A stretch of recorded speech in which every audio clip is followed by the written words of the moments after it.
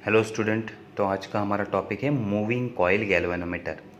Moving coil galvanometer, short में इसे कहते हैं MCG। क्या कहते हैं? MCG, moving coil galvanometer. Already topic का ही नाम देखो, मूविंग कॉइल, तो इसमें कॉइल क्या होता रहेगा? मूव होता रहेगा, इसलिए इसे क्या कहते हैं? Moving coil. लास्ट वीडियो में हमने स्टडी किया था, अगर हम किसी भी कॉइल को एक्सटर्नल मैग्नेटिक फील्ड में रखते हैं और जब उस कॉइल से करंट पास होना स्टार्ट करता है तो उस पर क्या अप्लाई होता है? टॉर्क अप्लाई होता है। उस टॉर्क का फॉर्मूला हमने फाइंड आउट किया था, अब वही फॉर्मूला हम यहाँ लगाने वाले हैं। तो ये मूविंग कॉइल गैल्वेनोमीटर जो हम इंस्ट्रूमेंट का स्टडी करने वाले हैं, तो ये कौन से प्रिंसिपल पे वर्क करता है?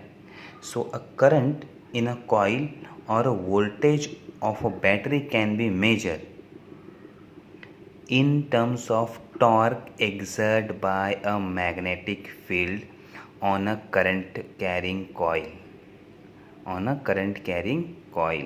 तो ये कौन से प्रिंसिपल पे अप्लाई करता है? A current in a coil और voltage of a battery can be measure.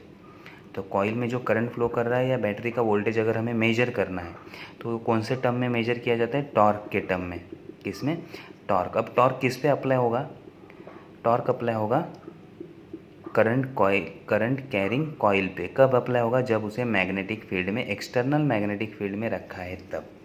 तो इस तरह का प्रिंसिपल हम यूज़ करेंगे। तो कॉइल को हम एक्सटर्नल मैग्नेटिक फील्ड में रखेंगे, उसमें से करंट फ्लो करेंगे, जितना डिफ्लेक्शन मिलेगा उससे हम मेजर करेंगे करंट या फिर वोल्टेज। अब हम कंस्ट्रक्शन देख लेते हैं ये कैसे बनता है। So it is consist of a coil of several turns mounted, that is suspended or pivoted in a such way that it can freely rotate about a fixed axis in the radial uniform magnetic field। तो ये हमारा coil है, blue colour का जो दिखा है square में वो हमारा फ्रेम जैसे, वो हमारा कॉइल है। So it is a moving coil जिसे हमने अटैच किया है या फिर पाइवोटेड किया है। तो ये हमारा क्या है? कॉइल है जिसको हमने यूनिफॉर्म मैग्नेटिक फील्ड में रखा है, एन और एन, नॉर्थ पोल और साउथ पोल ऑफ मैग्नेट। तो इन दोनों मैग्नेटिक फील्ड में तो ये क्या प्रोड्यूस करेगा? Magnetic field. तो उस मैग्नेटिक फील्ड में हमने क्या रखा है? इस कॉइल को। देन इस कॉइल के अंदर जो रेड पार्ट आपको दिख रहा है that is a iron core. वो क्या है? आयन का कोर है, मीन्स इस तरह से सिलेंड्रिकल शेप का वो आयन कोर है। उसकी वजह से क्या होता है? इसका दो फायदे हैं। एक तो ये क्या करता है? आयन कोर फील्ड को रेडियल करता है। फील्ड को क्या करता है? Radius, means along the radius. ये फील्ड को क्या करता है? रेडियल करता है। एंड सेकेंड, उसकी स्ट्रेंथ बढ़ाता है। फील्ड को क्या करता है? स्ट्रॉन्ग करता है। अब ये रेडियल करता है मीन्स क्या होता है? देखो, अगर ये सपोज हमें यहाँ ड्रॉ करता हूँ, ये हमारा आयन कोर है और ये हमारा मैग्नेट है। तो जो भी फील्ड आएगी तो ये स्ट्रेट नहीं जाएगी, ये कहाँ जाएगी? Along the radius, along the radius of cylinder, और यहाँ से फिर बाहर निकलेगी। तो ये फील्ड क्या होगी?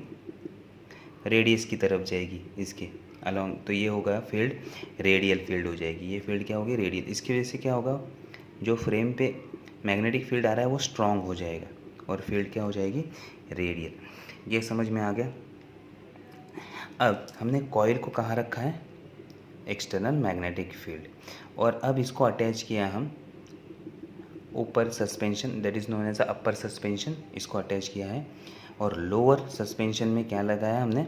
स्प्रिंग लगाया है। हमने क्या लगाया है? स्प्रिंग लगाया है। और डिफ्लेक्शन मेजर करने के लिए हमने यहाँ मिरर लगाया। हमने क्या लगाया है? मिरर लगाया। तो ये एक तरह का गैल्वेनोमीटर हो गया। ओके, दूसरा और एक डायग्राम है हमारे पास। अगर हम ऊपर से देखेंगे, अगर हम ऊपर से देखेंगे तो हमें यही डायग्राम कैसे दिखाई देगा? या पाइवोटेड टाइप जो हम यूज़ करते हैं लैब में गैल्वेनोमीटर, वो कैसे टाइप का होता है वो भी हम देख लेते हैं। तो अगर आप ऊपर से देख रहे हो तो ये दो मैग्नेट नॉर्थ साउथ आपको ऐसे दिखाई देंगे। देन ये आपका कॉइल है, ये क्या है? आपका कॉइल है। और ये आपका रेड मार्क वाला क्या है? आयन कोर है। आयन कोर, जो भी मैग्नेटिक फील्ड होगा वो रेडियल हो जाएगा, यहाँ से रेडियल हो जाएगा। ये समझ में आ गया। अब ये तो हो गया सेटअप या कंस्ट्रक्शन। अब ये वर्क कैसे करता है?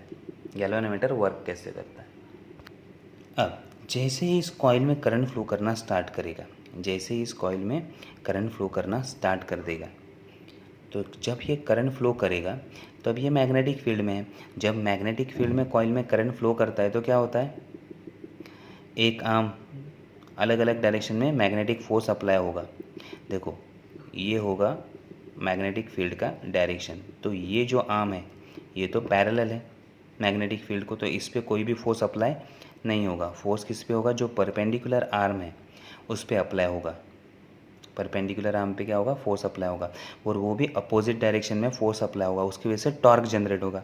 जैसे ही टॉर्क जनरेट होगा तो ये कॉइल रोटेट होगा, वो कॉइल क्या होगा, रोटेट होगा।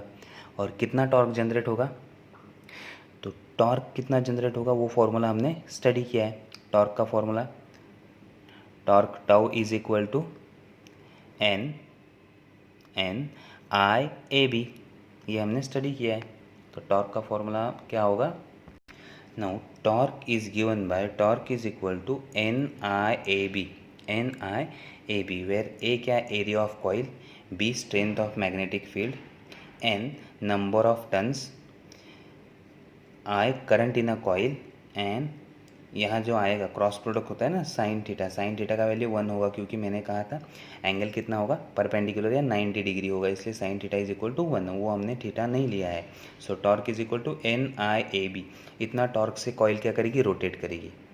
सो this torque is counter balanced by the torque due to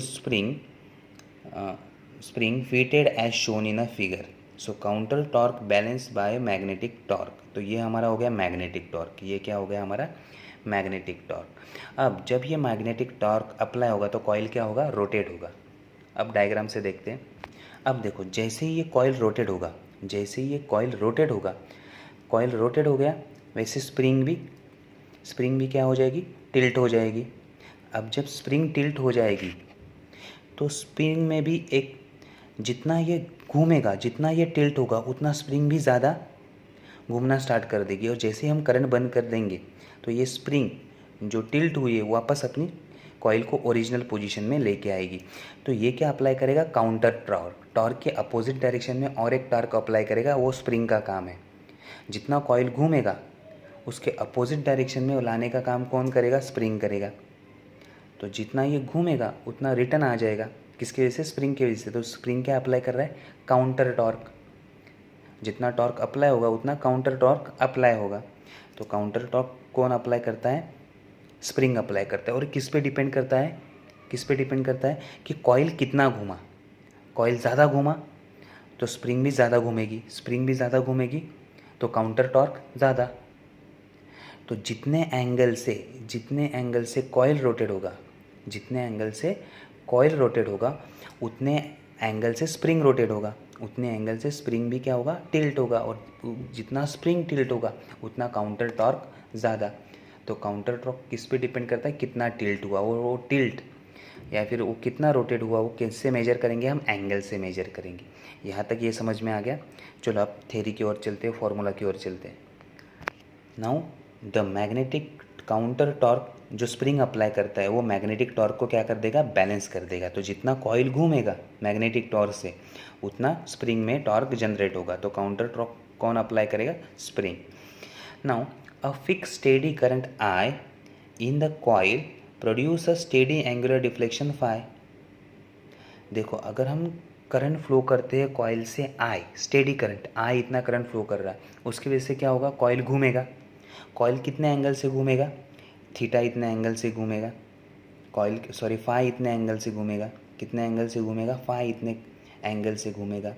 अगर हम करंट बढ़ाते हैं तो कॉइल ज़्यादा घूमेगा तो फाई भी लार्ज होगा, और टॉर्क भी क्या होगा, काउंटर टॉर्क भी क्या होगा, ज़्यादा होगा, या फिर मैग्नेटिक टॉर्क भी क्या होगा, ज़्यादा होगा। दोनों टॉर्क का वैल्यू भी लार्ज होगा।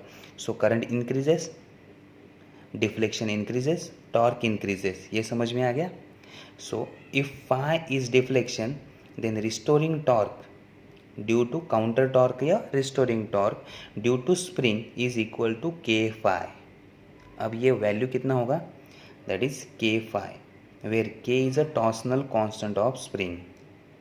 रिस्टोरिंग फोर्स के बारे में स्टडी किया होगा आपको, या 4th चैप्टर में आपको आएगा रिस्टोरिंग फोर्स। तो रिस्टोरिंग फोर्स का वैल्यू क्या होता है, kx। उस तरह यहाँ टॉर्क के लिए फॉर्मूला क्या होगा, k फाई, मीन्स 1 डिग्री के लिए कितना रिस्टोरिंग फोर्स अप्लाई होगा या कितना टॉर्क अप्लाई होगा, उसे हम के फैक्टर बोलते हैं। उसे क्या कहते हैं, के फैक्टर। के फैक्टर मीन्स 1 डिग्री अगर हम चेंज करेंगे, कॉइल को रोटेट करेंगे तो कितना टॉर्क प्रोड्यूस होगा, वो होता है के। तो 1 डिग्री के लिए के, तो फाई के लिए कितना, फाई के लिए के फाई इतना। समझ में आ गया। So if phi is the deflection then restoring torque due to spring is equal to K phi. तो रिस्टोरिंग टॉर्क का वैल्यू क्या होगा, K phi, and K is equal to torsional constant of spring. Spring constant कहते हैं उसे, torsional constant. Okay, now अब हमने क्या कहा, रिस्टोरिंग टॉर्क और मैग्नेटिक टॉर्क दोनों सेम होंगे, means K phi is equal to N I A B, ऐसा हम लिख सकते हैं। ये जो टॉर्क होगा वो ऊपर वाले टॉर्क से मैच करेगा। तो हमारा फॉर्मूला क्या होगा अब, so this K phi is equal to N I A B, N I A B, therefore phi is equal to N A B divided by K into I. N number of turns, coil के turns बदल नहीं सकते, constant रहेंगे। Then area of coil same रहेगा, magnets fix होंगे तो magnetic field भी constant, और के तो कांस्टेंट ही है, टॉर्सनल कांस्टेंट, तो ये सारे टर्म क्या होंगे, कांस्टेंट। तो ये फाई किस पे डिपेंड करेगा, आई पे। फाई किस पे डिपेंड करेगा, करंट पे। तो जितना करंट ज़्यादा उतना कॉइल का डिफ्लेक्शन ज़्यादा, और जितना डिफ्लेक्शन ज़्यादा होगा उतना पॉइंटर हमें क्या दिखाएगा, पॉइंटर हमें दिखाएगा रीडिंग। पॉइंटर हमें क्या दिखाएगा, रीडिंग। मीन्स देखो सिंपल डायग्राम अगर हम ड्रॉ करें तो ये हमारा नॉर्थ पोल, ये हमारा साउथ, और इसमें हमने क्या लगाया है, ये हमारा कोर, आयन कोर, और उसके ऊपर कॉइल है। ठीक है, अब देखो इस कॉइल के ऊपर हमने क्या लगाया है, ये पॉइंटर 0। जैसे ही इसमें से करंट फ्लो करना स्टार्ट करेगा तो ये कॉइल क्या होगा, डिफ्लेक्ट होगा।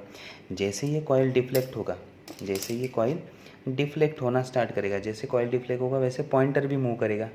अगर कॉइल इस तरह से डिफ्लेक्ट हो गया तो पॉइंटर भी मूव हो गया, तो हमें इससे रीडिंग मिलेगा। समझ में आ गया। इस तरह से इससे मेजर, करंट मेजर किया जाता है या वोल्टेज मेजर किया जाता है। तो ये है गैल्वेनोमीटर। ये क्या है, गैल्वेनोमीटर। ओके, समझ में आ गया गैल्वेनोमीटर। ये भी आईएमपी होता है। गैल्वेनोमीटर का कंस्ट्रक्शन बहुत बार पूछते हैं, तो अच्छे से इसका डायग्राम का प्रैक्टिस करो, कंस्ट्रक्शन का प्रैक्टिस करो, फॉर्मूला का प्रैक्टिस करो। ओके, तो यहाँ हम लेक्चर हमारा क्या करते हैं, स्टॉप करते हैं। Thank you.